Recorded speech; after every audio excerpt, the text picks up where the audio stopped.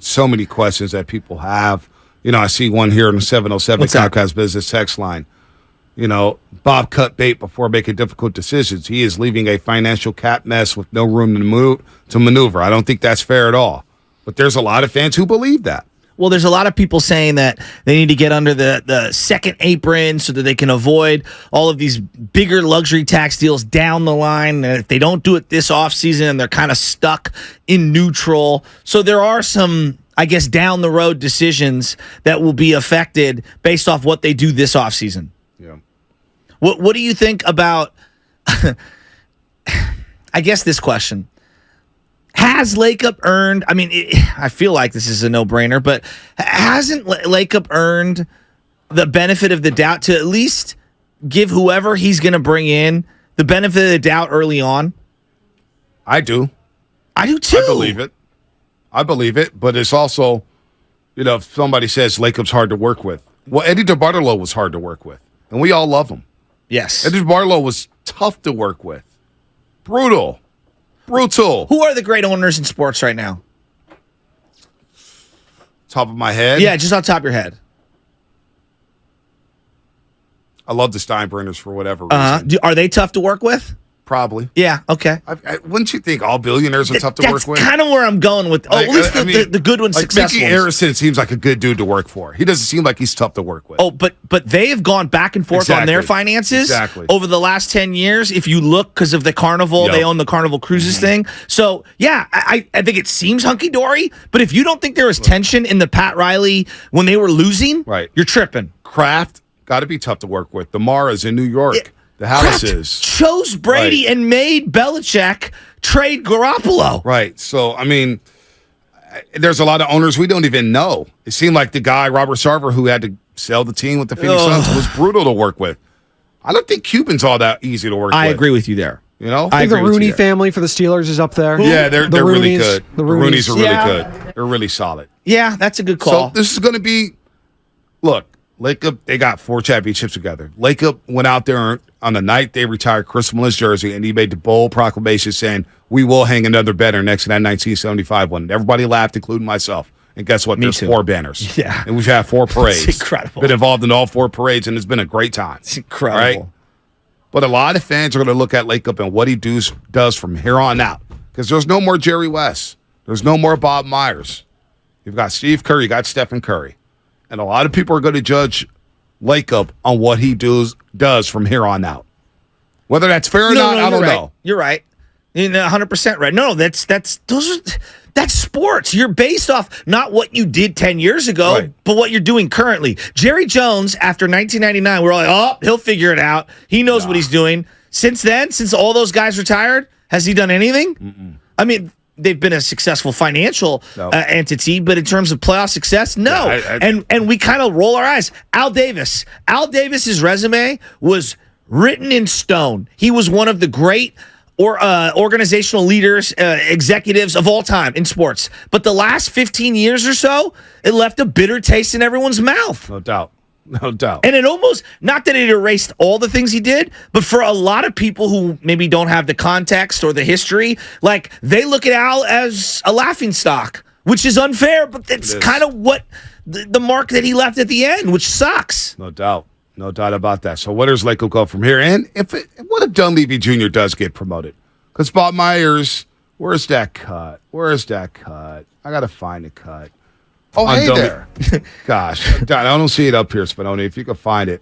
I don't see the Dunleavy Cup. But he was, if it's Dunleavy Jr. who takes the job, he believes he's more than qualified. I believe Dunleavy Jr. could do a good job. A lot of people think I'm caping up for him.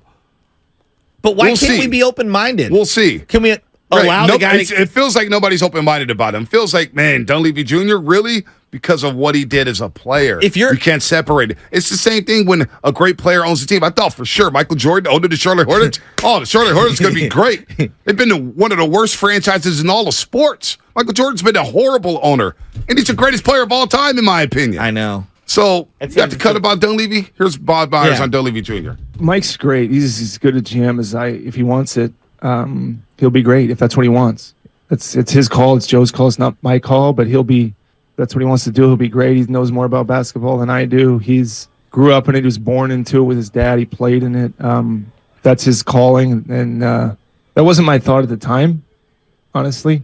I just thought we're always looking for people that'll make us better. Joe's always about bringing in talent. I didn't have an idea at the time that I was grooming him. I mean, he's more my friend than coworker, but he's really good.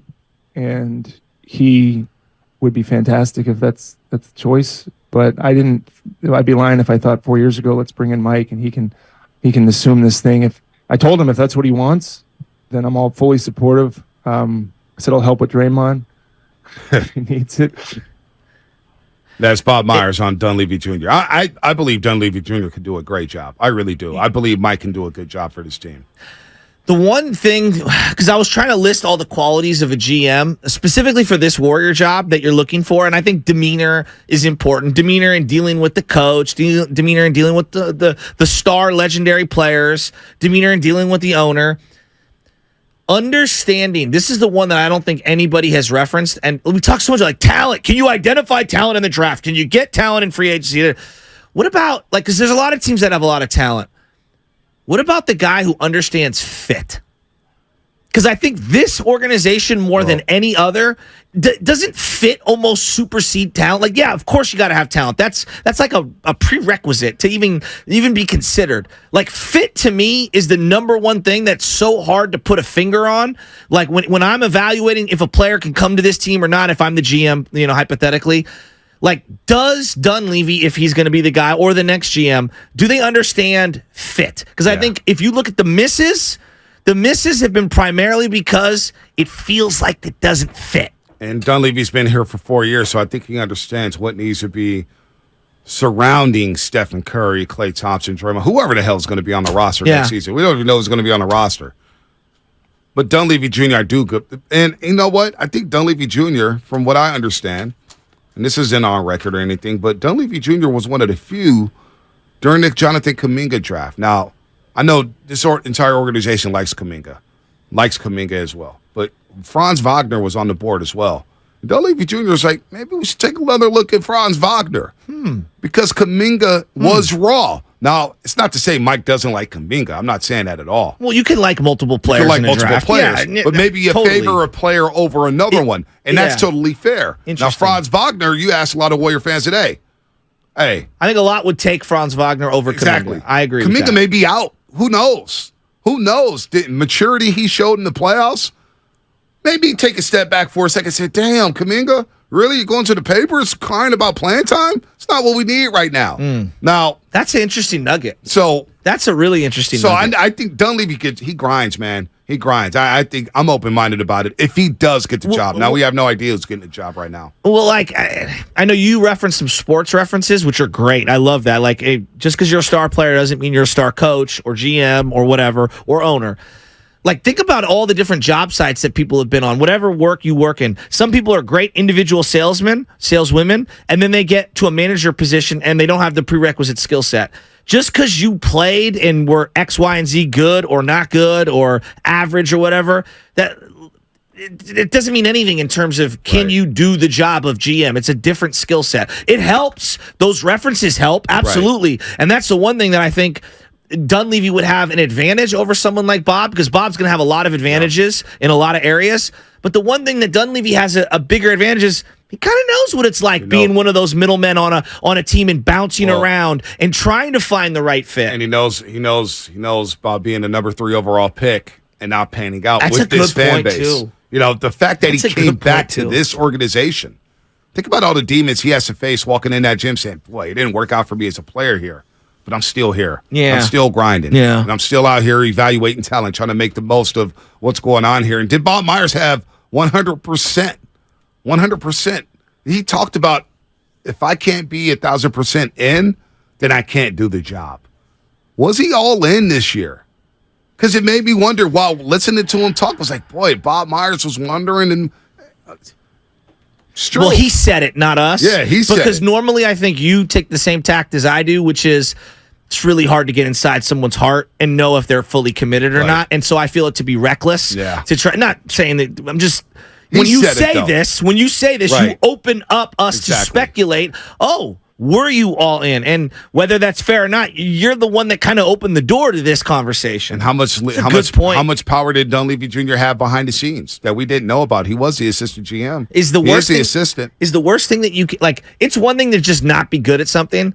Isn't it a totally different criticism? And that hurts. I mean, it stings when someone says you're not all in. Yeah, no doubt. Like, for me, it ruins my pride. Like, it really bugs me.